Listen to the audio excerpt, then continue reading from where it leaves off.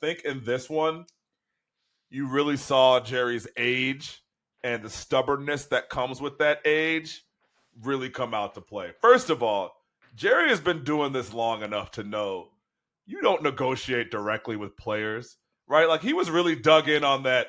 Micah No, and but I he had does. But he has. That's the thing. yeah, but okay, great. But that's not, he knows 99% of the time he hasn't. He didn't with Dak. He didn't with CD. He hasn't with any of his high profile guys. I don't want to hear, oh, well, I bought the Cowboys in 1982 off a handshake deal. These are different times, right? So yeah, Micah was probably in there. Jerry's like $40 million a year. Micah's like, hey, yeah, that sounds great, whatever. But this is not the agent. This is not the person that ultimately is going to say, yes, this is a good deal. But Jerry was so dug in on that, couldn't get past it to the point where the reporting was they never made him another offer. Even when Parsons people reached out to negotiate, they were like, no, we've already offered you a deal. That's the deal that we offered you. So for him to come out and be like, well, the agent is messing this all up, like you start to really see the craziness of an old rich guy who's fully dug in on what he believes and isn't going to change it. Right? Like, so I think once you hit that point, this was never going to get better. Once Jerry started talking about, what did he have to say? The mama has to bring the boy back in or some shit like that. Whatever he was saying a couple weeks ago that made it sound like Micah Parsons was on a plantation and Jerry was in charge. Like, he knew it was over with at that point. Then everything he's said since he's traded him has been absolutely insane. We talk about the Jerry Jones mobile press conference that he seems to always have. Right after they trade him, he's up there calling him Michael Parsons. His son is looking at him like he's absolutely crazy. Then he gets out the other day and he's like, well, it's a numbers game, and I traded 1 for 3 and I'll take that bet any day of the week because it's a numbers game. And it's like, what are you talking about?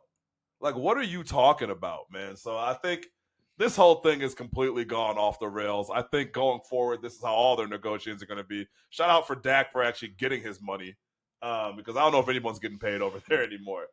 So my biggest thing for me was he clearly doesn't like Micah Parsons as a person. If you go watch the documentary, that is how he does business. He does do the handshake stuff. He does do the off the cuff, this is how I'm feeling, or we chatted, I'll stick to my word, this is how we're going to go about this business, right? Like that's how he does business. So it was really interesting that they had a conversation. He feels like Micah didn't, confirm or go or abide by the conversation that they had behind closed doors.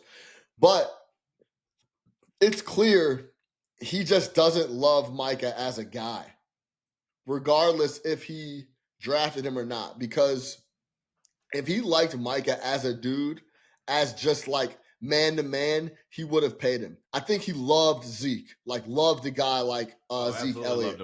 That's why he paid him. If you brought him back into the fold, right? Last year, yeah. Loved Zeke. If you watch the documentary, the way he talks about Michael Irvin, the way he talks about Deion Sanders, you could tell the difference between him talking about Michael Irvin and Deion Sanders versus Emmitt Smith. He didn't like Emmitt Smith as much as he liked Deion Sanders and Michael Irvin. Right. Even Troy Aikman. He liked Troy Aikman. He talks about Troy Aikman. He loved Michael Irvin. He loved Deion Sanders. And I'll add one thing on that with Jerry. You've talked about this before, too. He's also looking at, I'm paying all these guys, period, and I have it. So what am I paying for? I'm not paying for this team that got me to the NFC Championship game. So I'm paying a whole bunch of superstars that haven't led me anywhere. And I think after paying those last 3, he's like, I'm not doing this again. So. You got to remember, this is an old man with his family sitting around a fire, making decisions. Yeah. That's it. I think sometimes we forget as fans, I think a lot, that these decisions are being made and grueled over and analytically driven all the time, and there's research studies happening. Meanwhile, Jerry's having a bourbon by the fire, and he's like, yeah, I'm not signing him. Yeah. That's what's actually happening. That's it. And don't ask me again. What's that Saban? What's that Saban quote? And quit asking him. And quit asking me. To Maria Taylor. I'm not doing it.